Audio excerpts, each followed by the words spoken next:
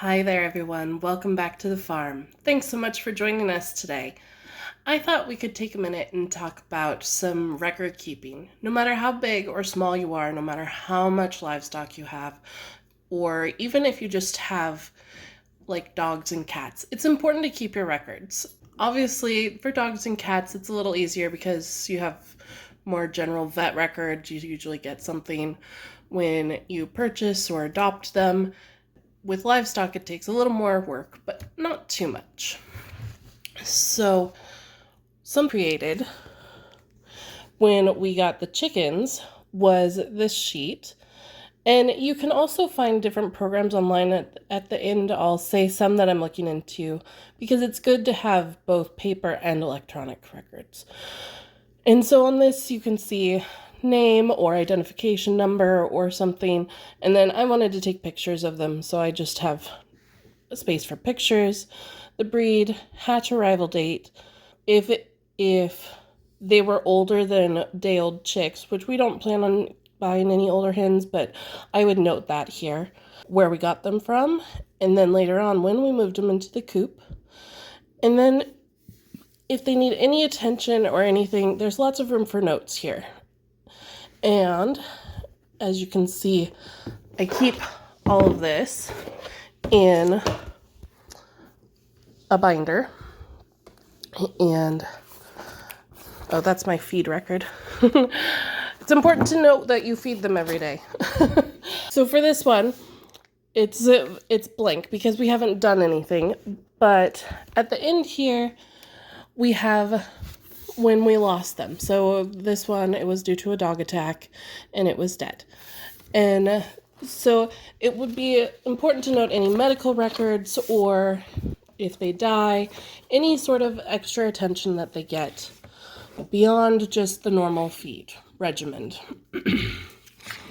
Or you could even note, like, if you notice one limping or something, you might not have to do anything, but just to note a change in behavior or health.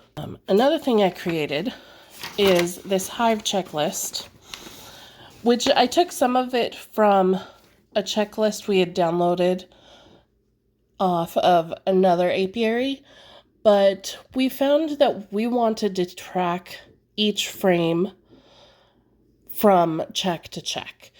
And the other page, it was only a half page and it didn't have near enough room for notes and things.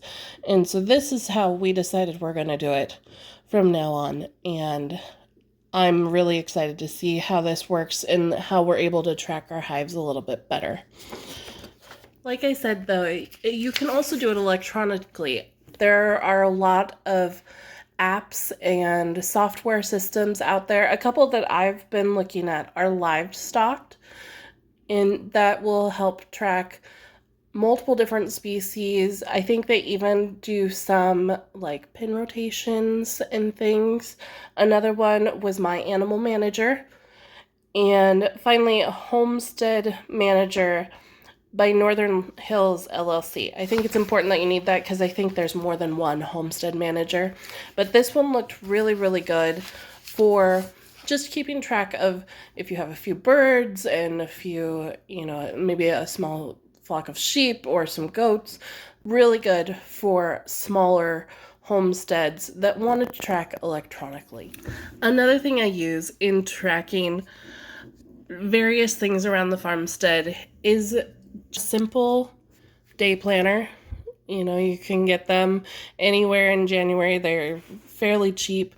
This one, it gives you a full month and then it goes week by week, giving you room for the days. And in here, I just note things like yesterday I saw that the strawberries were turning and the first blueberry was turning. Today I thinned corn.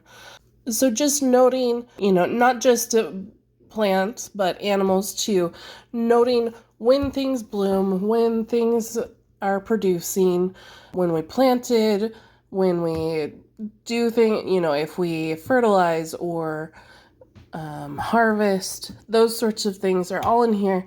And that's more of just so next year when it comes time, okay, well, we're thinking about planting this. Well, when did we do it last year? And obviously we don't have a great start because we didn't start anything indoors this year. It is a beginning, and we will be able to look back and go, oh, we should start that earlier.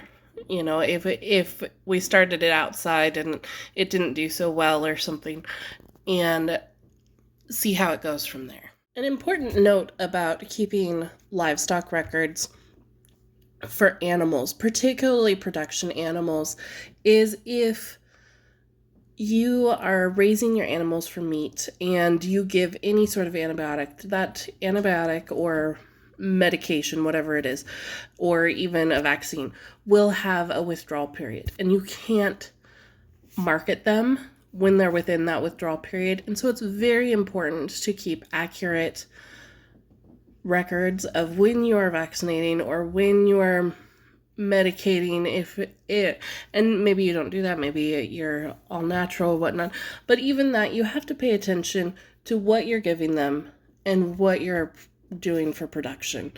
And it's just important to have all of that written down so you know for sure what's going on and when's a safe day for harvest. Okay, and one final thing that I would say is really important for any homestead, really anybody starting out with any sort of landscaping or anything, is to find an app or draw a map. This one's a little bit off scale, and I'm not sure that we're going to keep using this one because it has some limitations, but plan where you're going to put things, how you're going to structure your homestead, how it's all going to come together and serve your purposes, making the most of the property you have. So this is our homestead roughly put out, and I really made this because there was a sale and I bought more grapes and a couple more trees, and so I wanted to see how things looked and where I might put them, and I still don't know, but hopefully Ian and I can come up with a solution soon. We're missing a few of our bigger trees that you see in our yard that are in this area, but otherwise this is our homestead, and what we're planning, we're going to be able to change it from this to what we're planning to make it in the next year or so.